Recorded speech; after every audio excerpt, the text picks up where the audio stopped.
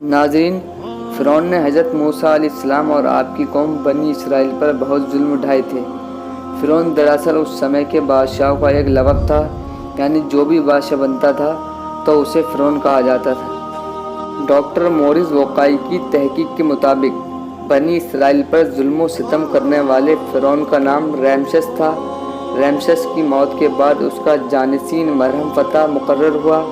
اسی کی دور حکومت میں اللہ تعالیٰ نے حضور موسیٰ علیہ السلام کو بنی اسرائیل سمیت انہیں مصر چھوڑنے کا حکم فرمایا۔ چنانچہ جب حضور موسیٰ علیہ السلام بنی اسرائیل کو ہمراہ لیے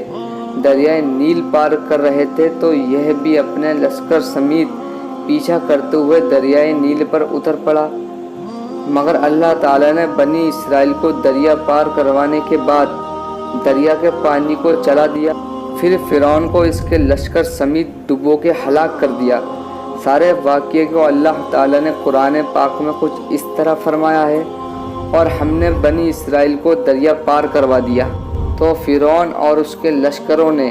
سرکشی اور ظلم سے ان کا پیچھا کیا،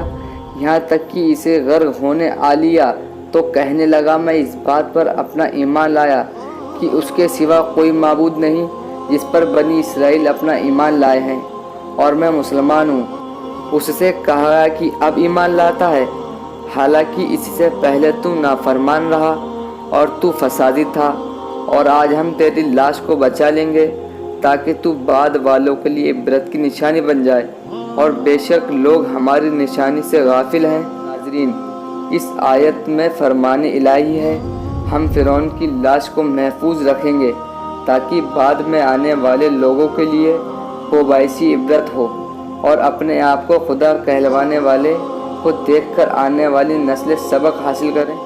چنانچہ فرمان الہی کے عین مطابق اس فرعون کا ممی شریک 1898 میں دریائے نیل کے قریب تسبیہ کے مقام پر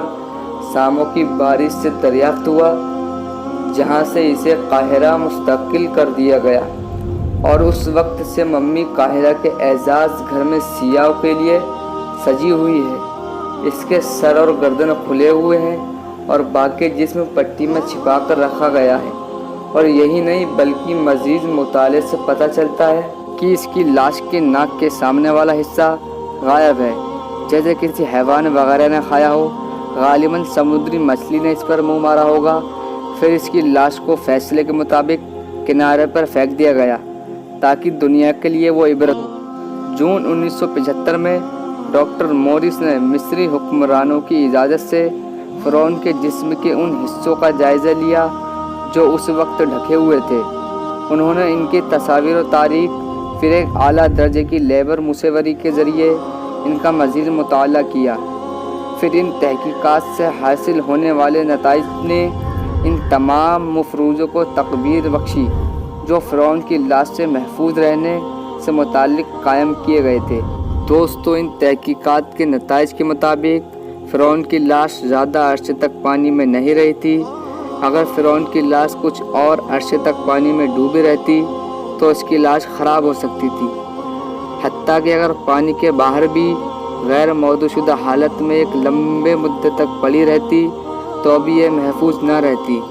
خیر، اس کے علاوہ ان معلومات کے اصولوں کے لیے بھی کوشش جاری رکھی گئی کہ اس کی موت لاش کے پانی میں ڈوبنے کی وجہ سے ہوئی تھی یا کوئی اور وجوہات بھی تھی۔ چنانچہ مزید تحقیقات کے لیے لاش کو پیرس لے جایا گیا، اور وہاں کے لیگل آئیڈینٹیفیکیشن لیبارٹری کے مینیجر ڈاکٹر اسکاڈی نے مشاہدات کے بعد بتایا کہ اس لاش کی فوری موت کا سبب وہ شدید چوٹ تھی جو اس کی کھوپڑی کے سامنے والے حصے پر پہنچی تھی، کیونکہ اس کی کھوپڑی کے مربع والے حصے میں کافی خلا موجود ہے، اور یہ تمام تحقیقات آسمانی کتاب میں بیان کرتا ہے۔ فرعون کے ڈوب کر مرنے کی واقعے کی تصدیق کرتی ہے کہ جس میں بتایا گیا ہے کہ فرعون کو دریا کی موجوں نے اپنی چپیٹ میں لے لیا تھا۔ ناظرین اکرام، اس کے علاوہ مصر میں پرانے زمانے میں لوگ لاشوں کو ایسا مسالہ لگاتے تھے کہ جس سے لاشیں محفوظ رہتی تھیں۔ ان میں سے چند ممیوں کے جسم آج تک پڑے ہوئے ہیں، اور کچھ سے انہوں نے پٹیاں اتار دی ہیں، اور جن سے انہوں نے پٹیاں اتار دی ہیں ان کی خال سے پتہ لگتا ہے کہ یہ کسی مردے کی خال ہے، لیکن ان تمام ممیوں میں سے فرعون وہ باعث شخص ہے جس کی لاش پر گوشت تر و تازہ ہے۔ واللہ واللہ جھوٹ ہے یا سچ؟ کہا جاتا ہے کہ انہوں نے میوزیم میں چوہے رکھے ہوئے ہیں جو ہر سال مارچ کی 15 تاریخ کو اس کی لاش پر چھوڑے جاتے ہیں، جو اس کا بڑا ہوا گوشت کھاتے ہیں اور پھر اس کی ڈریسنگ کی جاتی ہے اور اس کو دوبارہ شیشے میں بند کیا جاتا ہے۔ جیسا کہ ان نتائج سے ظاہر ہوتا ہے کہ رب کریم نے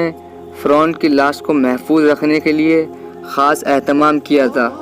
جس کی وجہ سے یہ ہزاروں سال تک زمانے کے اثرات سے محفوظ رہے اور آخر کار اس کو 19ویں صدی میں دریافت کیا گیا، اور یہ قیامت تک آنے والے لوگوں کے لیے سامان عبرت رہے گی۔ مزید یہ ہے کہ رب کریم کا فرمان ہے کہ ہم فرعون کی لاش کو سامان عبرت کے لیے